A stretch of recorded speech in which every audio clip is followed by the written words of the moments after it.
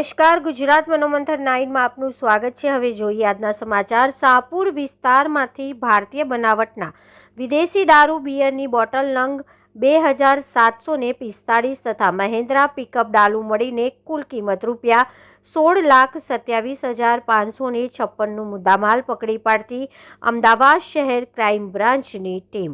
હેડ office Gujarat મનોમંથન 9।